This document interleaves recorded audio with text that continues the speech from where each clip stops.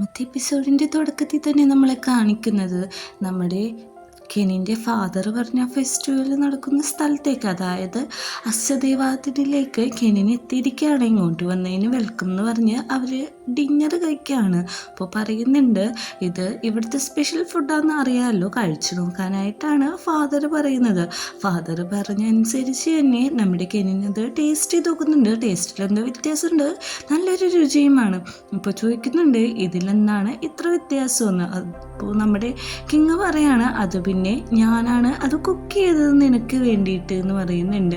അപ്പോൾ അദ്ദേഹമാണ് കുക്ക് ചെയ്തത്, നല്ല ടേസ്റ്റ് ഉണ്ട് എന്നൊക്കെ പറയുന്നുണ്ട്. നമ്മുടെ കെനിനും ചരണും കൂടി അത് കഴിക്കുന്നുണ്ട്. പിന്നെ പറയുന്നുണ്ട് നമ്മുടെ ഇവിടെ നടക്കുന്ന പൊളിറ്റിക്കൽ കാര്യങ്ങളിലൊന്നും ഇടപെടേണ്ട ആവശ്യമില്ല, നിനക്കറിയാലോ ഗ്രാൻഡ്പക്ക് അതൊന്നും ഇഷ്ടമല്ല, ഇവിടുത്തെ ഫെസ്റ്റിവൽ നല്ല രീതിക്ക് എൻജോയ് ചെയ്യാനാണ് നമ്മുടെ കെനിനോട് ചരണോടും പറയുന്നത്. അങ്ങനെ രാത്രി അവർ ഫെസ്റ്റിവൽ നടക്കുന്ന സ്ഥലത്തേക്ക് പോകുന്നുണ്ട്. ഈ ഫെസ്റ്റിവൽ എന്താണെന്ന് വെച്ചിട്ടുണ്ടെങ്കിൽ ഇവിടുത്തെ ആൾക്കാർ മൈനിങ് ഒക്കെ ചെയ്ത് വരുമ്പോഴേക്കും അവർക്കൊരു വെളിച്ചം പകരാൻ വേണ്ടിയിട്ടായിരുന്നു പണ്ട് കാലത്ത് ഇത് നടത്തിയിരുന്നത്. പിന്നെ അതൊരു ട്രഡീഷൻ പോലെ ആയി, ആ കാര്യങ്ങളൊക്കെ പറയുന്നുണ്ട്. അപ്പം നമ്മുടെ ചരണോട് ചോദിക്കുന്നുണ്ട് എല്ലാ വർഷവും ഇങ്ങനെ ഉണ്ടാവുമെന്ന് ചോദിക്കുമ്പോഴേക്കും അതെ എല്ലാ വർഷവും ഇത് ഇങ്ങനെ ഉണ്ടാവും, ഈ ലൈറ്റിനിങ് ഒക്കെ നമുക്ക് മേടിക്കാനും പറ്റുമെന്ന് പറയുമ്പോൾ അവിടെ ലൈറ്റിനിങ് കാണും, അങ്ങോട്ട് പോകാമെന്ന് പറയുന്നുണ്ട്. ചാകിരിക്കാണെങ്കിൽ ഇതൊക്കെ കണ്ടിട്ട് നാണം വരുന്നുണ്ട്. ഇവരുടെ ഈ റിലേഷൻഷിപ്പിൽ ഏറ്റവും കൂടുതൽ ഹാപ്പി ആയിരിക്കുന്നത് ചാകിരിയാണ്. അങ്ങനെ അവർ രണ്ടുപേരും കൂടി അവിടുന്ന് ലൈറ്റിങ് മേടിക്കാൻ പോവുകയാണ്. ചാകിരി തുള്ളിച്ചാടിയാണ് പുറകെ പോകുന്നത്. അങ്ങനെ സാധനം മേടിക്കാൻ നിൽക്കുമ്പോൾ അവിടുത്തെ പെണ്ണിന് നമ്മുടെ കെന്നിനെ മനസ്സിലാവും. പ്രിൻസ് എന്ന് വിളിക്കുമ്പോൾ തന്നെ ചാകിരി അങ്ങോട്ട് ചെയ്തിട്ട് ഇതിന് എന്താണ് രൂപ എന്നൊക്കെ ചോദിക്കും. അപ്പോൾ ആ പെണ്ണ് ക്യാഷ്വലായിട്ട് സംസാരിക്കുകയാണ്, ഇതിന് ഇത്ര രൂപയാണ് വില കൂടാൻ കാരണം ഇവിടെ ഇപ്പോൾ ഇതൊന്നും നടക്കുന്നില്ല, കച്ചവടമൊന്നും നടക്കുന്നില്ല, അതുകൊണ്ടാണ് ഡസ്റ്റുകാരൻ ആരും ഇങ്ങോട്ട് വരുന്നില്ല എന്നൊക്കെ പറയുന്നുണ്ട്. നമ്മുടെ കെനിൻ്റെ വളർത്തച്ഛനും നമ്മുടെ ഫ്രണ്ടും കൂടി അങ്ങോട്ട് വരുന്നുണ്ട്. അവൻ കെനിനെ നോക്കുന്നുണ്ട്, കെനിനും അവൻ്റെ ഫാദറിനെ കാണുന്നുണ്ട്. ഇത് മനസ്സിലാക്കിയ ഫാദറും ഫ്രണ്ടും കൂടി അവിടെ നിന്ന് ഓടാണ്. ചരണോട് പറയുന്നുണ്ട് എൻ്റെ ഫാദറിനെ ഞാൻ കണ്ടു, എനിക്ക് കണ്ടുപിടിക്കണമെന്ന് പറഞ്ഞിട്ട് അവിടെ നിന്ന് ഓടി ഫാദറിൻ്റെ പുറകെ പോവുകയാണ്. അപ്പോൾ അവൻ ഒരാൾ ഇടിച്ചിടുമ്പോൾ തന്നെ എല്ലാവരും അവിടെ അവൻ പ്രിൻസ് ആയോണ്ട് നിൽക്കുമ്പോൾ അങ്ങോട്ട് സമരം നടന്നു വരികയാണ്.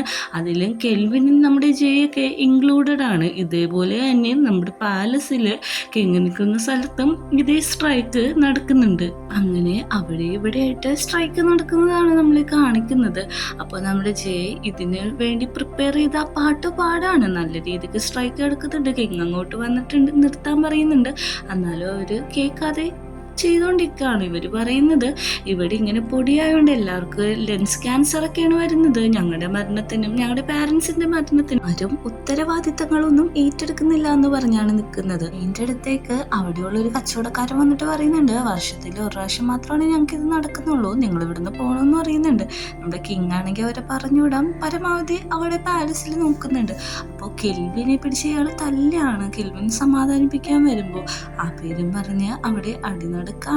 അപ്പോൾ നമ്മുടെ ചരണോട് പറയുന്നുണ്ട് എൻ്റെ അച്ഛനെ ഞാൻ പിന്നെ കണ്ടുപിടിച്ചോളാം എന്ന് പറഞ്ഞിട്ട് ഈ തല്ലെടുത്തതിൻ്റെ ഇടയ്ക്ക് കയറിയിട്ട് പറയാണ് ഞാൻ പ്രിൻസ് കെനിനാണ്, ഞാൻ ഇപ്പോൾ തന്നെ എല്ലാവർക്കും ഉള്ള മാസ്കും കാര്യങ്ങളും, അതായത് മൈനി പണിയെടുക്കുന്നവർക്കുള്ള കാര്യങ്ങളൊക്കെ പ്രൊവൈഡ് ചെയ്യാമെന്ന് പറയാണ്. അവിടെ നിൽക്കുന്ന ആൾക്കാർ പറയുന്നുണ്ട് ഞങ്ങൾ എങ്ങനെയാണ് വിശ്വസിക്കുന്നത്, കാരണം ഓരോ കാര്യം ചെയ്തു തരാമെന്ന് പറഞ്ഞിട്ട് ചെയ്തു തരാതിരിക്കുന്ന നിങ്ങളെ വിശ്വസിക്കാൻ പറ്റില്ല, നിങ്ങൾ ഫേക്കാണെന്നാണ് പറയുന്നത്. നമ്മുടെ കെനിൻ ഇവർ പാടുന്ന മുദ്രാവാക്യ പാട്ട് ഏറ്റുപാടാണ്. അത് കേൾക്കുമ്പോൾ എല്ലാവർക്കും വിശ്വാസമാവുന്നുണ്ട്, അവന് വഴിമാറി കൊടുക്കുന്നുണ്ട്. അങ്ങനെ അവർ പോവാണ്. നമ്മുടെ ജയയും ഇത് ഏറ്റുപാടുന്നുണ്ട്. കെന്നിന് നല്ല രീതിക്ക് സങ്കടമാവുന്നുണ്ട്, കാരണം അവനെ ആരും വിശ്വസിക്കാത്തതുകൊണ്ട്. പാലസിലും ഇത് തന്നെയാണ്, നല്ല രീതിക്ക് തല്ലെടുത്തം നടന്നുകൊണ്ടിരിക്കുകയാണ്. ഇതിൻ്റെ ബാക്ക്ഗ്രൗണ്ടിൽ അവൻ പാടുന്ന പാട്ടാണ് നമ്മൾ കേൾപ്പിക്കുന്നത്. ഇതെല്ലാം നമ്മുടെ കിങ് ലാപ്പിലിരുന്ന് കാണുന്നുണ്ട്, കാരണം ഇതൊക്കെ ന്യൂസിൽ വന്നു. ഇങ്ങനെ കെനിനെല്ലാം പ്രോമിസ് ചെയ്ത കാര്യമല്ല. കെനിന് അങ്ങനെ ലെക്ചറായിട്ട് പഠിക്കാനിരിക്കുമ്പോഴേക്കും അവനൊന്നും പഠിക്കാൻ പറ്റുന്നില്ല. അങ്ങോട്ട് അവൻ്റെ ബയോളജിക്കൽ ഫാദർ വന്നിട്ട് പറയുന്നുണ്ട് കോമ്പറ്റീഷന് നീ ജയിക്കണം, ബാക്കിയുള്ള കാര്യങ്ങൾക്കൊന്നും നീ ഇടപെടേണ്ട ആവശ്യമില്ല, കാരണം ഒന്നും ചെയ്യാൻ പറ്റില്ല, അച്ഛൻ്റെ കയ്യിൽ തന്നെയാണ് ഇപ്പോഴും പവർ ഇരിക്കുന്നത്. ഞാനന്ന് അച്ഛനോട് ഇത് സംസാരിക്കാൻ പോയപ്പോൾ കാർഡ് പോലും എൻ്റെ അകത്തേക്ക് കയറ്റിയിട്ടില്ല. ഇനി നിനക്ക് ഇതിനെതിരായിട്ട് എന്തെങ്കിലും ചെയ്യണമെന്നുണ്ടെങ്കിൽ തന്നെ നീ കിങ് ആവണം, അതായത് പ്രിൻസ് ആവണം. പ്രിൻസായാൽ മാത്രമാണ് നിനക്ക് പവർ കിട്ടത്തുള്ളൂ, എന്നാൽ മാത്രമാണ് നിനക്ക് നിൻ്റെ ആക്ഷൻസ് എടുക്കാൻ പറ്റത്തുള്ളൂ എന്നാണ് അവൻ്റെ ബയോളജിക്കൽ ഫാദർ വന്ന് പറയുന്നത്. അങ്ങനെ നമ്മുടെ കിങ്ങിൻ്റെ അടുത്ത് കെൻ പോയി സംസാരിക്കുകയാണ്. ഞാൻ ഇന്നോട്ട് അങ്ങയെ അസിസ്റ്റ് ചെയ്യാൻ പോണേന്ന് പറയുമ്പോൾ എനിക്കൊരു അസിസ്റ്റൻ്റ് ആവശ്യമില്ല, നീ നിൻ്റെ കാര്യവും കോമ്പറ്റീഷൻ്റെ കാര്യവും മാത്രം നോക്കിയാൽ മതി എന്നാണ് പറയുന്നത്. നമ്മുടെ കെൻ പറയുന്നുണ്ട് ഞാൻ എന്തായാലും കോമ്പറ്റീഷൻ ജയിക്കും, കോമ്പറ്റീഷൻ ജയിച്ചിട്ട് എനിക്ക് പവർ കിട്ടുമ്പോൾ ഞാനത് ഉപയോഗിക്കും എന്ന് പറയുന്നുണ്ട്. ഇത് രാജാവിന് ഇഷ്ടപ്പെടുന്നില്ല. രാജാവ് ദേഷ്യം പിടിച്ച് തന്നെയാണ് അവിടെ ഇരിക്കുന്നത്. അടുത്ത സീനിൽ നമ്മളെ കാണിക്കുന്നത് കെനിൻ്റെ വളർത്തച്ഛനെയാണ്. അവന് അവിടെ സാഡായിട്ട് നിൽക്കുമ്പോൾ നമ്മുടെ ഫ്രണ്ട് ചോദിക്കുന്നുണ്ട്, നിങ്ങൾ ശരിക്കും ഒരു അടിപൊളി മനുഷ്യരാണോ, ഒരാൾക്കും ഇങ്ങനെ സ്വന്തം ജീവിതം കളഞ്ഞിട്ട് ഇങ്ങനെ ഒരു കുട്ടീനെ റെസ്ക്യൂ ചെയ്ത് സ്വന്തം മോനെ പോലെ വളർത്താൻ പറ്റത്തില്ല എന്നൊക്കെ പറയുന്നുണ്ട്. അപ്പോൾ നമ്മുടെ കെനിൻ്റെ അച്ഛൻ പറയുന്നുണ്ട്, അവൻ എന്നെ എന്തായാലും കണ്ടു, അതുകൊണ്ട് അവൻ എന്നെ അന്വേഷിച്ച് വരുമെന്ന് എനിക്ക് നല്ല ഉറപ്പുണ്ട്. ഞാനിപ്പോൾ അവൻ്റെ മുമ്പിൽ പോകാത്തത് അവൻ ആ കോമ്പറ്റീഷനിൽ ജയിക്കണം, അതിനു വേണ്ടിയാണ് ഞാൻ ഇത്ര നാൾ അവനെ ഫോക്കസ് ചെയ്ത് പഠിപ്പിച്ചത്, വളർത്തിയത്. അത് ജയിക്കാതിരുന്നിട്ടുണ്ടെങ്കിൽ അവൻ്റെ പവർ നഷ്ടമാവും. അത് ജയിക്കാൻ വേണ്ടി നമുക്ക് എല്ലാവർക്കും കാത്തിരിക്കാമെന്നാണ് പറയുന്നത്. അങ്ങനെ കിങ്ങിൻ്റെ അടുത്തേക്ക് നമ്മുടെ ചരണ് വിളിപ്പിക്കുന്നുണ്ട്. ചരണോട് ഇരിക്കാൻ പറഞ്ഞിട്ട് പറയാണ്, നിങ്ങളിങ്ങനെ പൊളിറ്റിക്കലായിട്ടുള്ള കാര്യങ്ങളിലൊക്കെ ഇൻവോൾവ് ചെയ്യരുത്. നമ്മുടെ കെനിനെ അവൻ്റെ വളർത്തച്ഛൻ കണ്ടല്ലോ, അയാൾ എമിലി വന്ന കാര്യം നീ എന്താണ് എന്നോട് മറച്ചു വെച്ചെന്ന് ചോദിക്കുന്നുണ്ട്. ഞാൻ സത്യത്തിൻ്റെ കൂടെയെന്ന് പറയുമ്പോഴേക്കും അന്ന് എൻ്റെ കമാൻഡാണ് അവരൊരിക്കലും കാണരുതെന്ന്. നമ്മുടെ കെനിനാണെങ്കിൽ പഠിച്ചുകൊണ്ടിരിക്കുകയാണ്. അങ്ങോട്ട് നമ്മുടെ ചരം വരുന്നുണ്ട്. ചരം വരുമ്പോൾ കെനിൻ മുഖം തിരിച്ച് നിൽക്കുകയാണ്. കാരണം അവൻ്റെ വളർത്തച്ഛൻ നേരത്തെ ഇവിടെ എത്തിയെന്നുള്ള കാര്യം നമ്മുടെ ചരൻ പറഞ്ഞില്ലായിരുന്നു.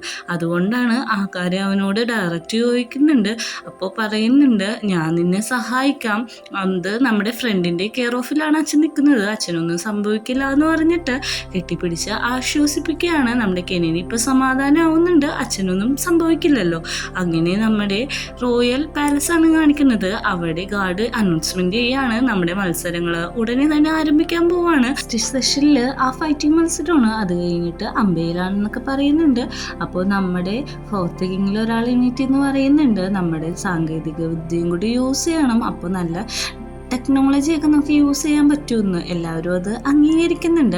അടുത്ത സീനിനെ നമ്മളെ കാണിക്കുന്നത് ഏവേനെയാണ്. ഏവ പ്രാക്ടീസ് ചെയ്യുന്നുണ്ട്. ഏവയുടെ കൊച്ചുമായ ഒരു പെണ്ണാണ്. അപ്പോൾ അവരവിടെ സംസാരിച്ച് നിൽക്കുന്ന സമയത്ത് നമ്മുടെ ഫാദർ അങ്ങോട്ട് കയറി വരികയാണ്. ഏവയുടെ ഫാദർ പറയുന്നുണ്ട്, നാളെ നിനക്ക് ഒരു നല്ലൊരു കോച്ചിനെ ഞാൻ അറേഞ്ച് ചെയ്യുന്നുണ്ട്, നാളെ തൊട്ട് അയാളായിരിക്കും നിന്നെ കോച്ച് ചെയ്യാന്ന്. നമ്മുടെ ഏവ ചോദിക്കുന്നുണ്ട്, അതെന്തിനാന്ന് ചോദിക്കുമ്പോഴേക്കും നിന്നെ കോച്ച് ചെയ്യുന്ന മായ ഒരു പെണ്ണാണ്, അതുകൊണ്ട് തന്നെ അത് പുറത്തിറങ്ങി കഴിഞ്ഞാൽ നിനക്ക് തന്നെയാണ് നാണക്കേട്, അതുമല്ല ഇവൾക്ക് അത്ര സ്കില്ലൊന്നുമില്ല എന്ന് പറയുമ്പോഴേക്കും ഏവ പറയാണ്, ഇവൾക്ക് നല്ല സ്കില്ലുണ്ട്, പക്ഷെ അങ്ങ് അത് അംഗീകരിക്കാത്തത് ഇവളൊരു പെണ്ണായോണ്ട് മാത്രമാണല്ലേ എന്നിങ്ങനെ ചോദിക്കുമ്പോഴേക്കും അതിന് എസ് ആണ് പറയുന്നത്. അവളാകെ തളരുന്നുണ്ട്. എന്നിട്ട് പറയുന്നുണ്ട്, എനിക്ക് ഇവളെ തന്നെ മതി എന്ന് പറഞ്ഞിട്ട് ഏവ അവിടെ നിന്ന് പോവുകയാണ്. അങ്ങനെ നമ്മുടെ കിങ് അവിടെ സങ്കടപ്പെട്ടിരിക്കുമ്പോഴേക്കും മറ്റയാൾ വരുന്നുണ്ട്. അവളോട് പറയുന്നുണ്ട്, എന്താണ് സങ്കടപ്പെട്ടിരിക്കുന്നതെന്ന് ചോദിക്കുമ്പോഴേക്കും ഏവക്കൊരു പുതിയ കോച്ചിനെ ഞാൻ ഏർപ്പാടാക്കി, പക്ഷെ അവൾ സമ്മതിക്കുന്നില്ല എന്ന് പറയുമ്പോഴേക്കും മായേനെ എന്തിനാണ് മാറ്റുന്നത്, അവൾ നല്ല കോച്ചല്ലേ, അവളെപ്പോലെ ഇത്രയും നന്നായിട്ട് കോച്ച് ചെയ്യുന്നവരെ കിട്ടാൻ ബുദ്ധിമുട്ടാണ്, പിന്നെ ഈ കാലത്ത് ആരാണ് ജെൻഡർ നോക്കാന്നൊക്കെ ചോദിക്കുന്നുണ്ട്. അങ്ങനെ മായയാണെങ്കിൽ നല്ല രീതിക്ക് സങ്കടമാവുന്നുണ്ട്. ഏവയുടെ അടുത്തെന്ന് പറയുന്നുണ്ട്, ഞാൻ ക്വിറ്റ് ചെയ്യാൻ പോവാണ്, എനിക്ക് കിങ്ങിൻ്റെ വാക്ക് ധിക്കരിക്കാൻ പറ്റില്ല എന്ന്. ഏവ പറയുന്നുണ്ട്, നീ അതൊന്നും മൈൻഡ് ചെയ്യണ്ട, നീ ഞാൻ പറയുന്നത് കേട്ടാൽ മതി എന്ന് പറഞ്ഞിട്ട് പ്രാക്ടീസ് ചെയ്യാൻ പോവാണ്. സീനി നമ്മളെ കാണിക്കുന്നത് ചാഗ്രി ക്ലാസ് എടുത്തുകൊണ്ടിരിക്കുകയാണ്. നമ്മുടെ കെനിൻ കിടന്നുറങ്ങുമ്പോഴേക്കും ചാഗ്രി അങ്ങോട്ട് ബുക്ക് ഇടുന്നുണ്ട്. കെനിനെ ഒരു പൂച്ചക്കുട്ടീനെ പൊക്കുന്ന പോലെ പൊക്കിയെടുത്താണ്. അട്ട് പറയുന്നുണ്ട്, എൻ്റെ ബ്രെയിനിൽ ഇതൊന്നും താങ്ങാൻ പറ്റില്ല ചാഗ്രി എന്ന് പറയുമ്പോഴേക്കും അന്ന് ഞാനൊരു കാര്യം ചെയ്യാം, നമ്മുടെ ചരണിനെ ഇങ്ങോട്ട് വിടാന്ന് പറയുമ്പോൾ തന്നെ അവന് ഓണായിരിക്കുന്നത് കണ്ടിട്ട് ചാഗ്രി പറയാണ്, പേര് കേട്ടപ്പോൾ തന്നെ ഇങ്ങനെ, അപ്പം അടുത്ത് വന്നു കഴിയുമ്പോൾ എങ്ങനെയെന്നൊക്കെ ഉള്ള കാര്യം. അപ്പം ചാഗ്രി പറയുന്നുണ്ട്, കുറച്ച് നേരം കൂടി ഇരുന്ന് പഠിക്കുകയും ഞാൻ ചരണിനെ കണ്ടുപിടിച്ചുകൊണ്ട് വരാമെന്ന് പറയുമ്പോൾ നീ എന്നെ മെസ്സേജിൽ ചാഗ്രി എന്ന് പറയുമ്പോൾ അവനെ വിഷ് ചെയ്തിട്ട് അവിടുന്ന് പോവുകയാണ്. അങ്ങനെ നമ്മുടെ ചരണിനെ നോക്കി നിൽക്കുന്ന സമയത്ത് കെന്നിനൊരു ബുക്ക് കിട്ടുന്നുണ്ട്. അവനത് എടുത്ത് വായിക്കുന്നുണ്ട്.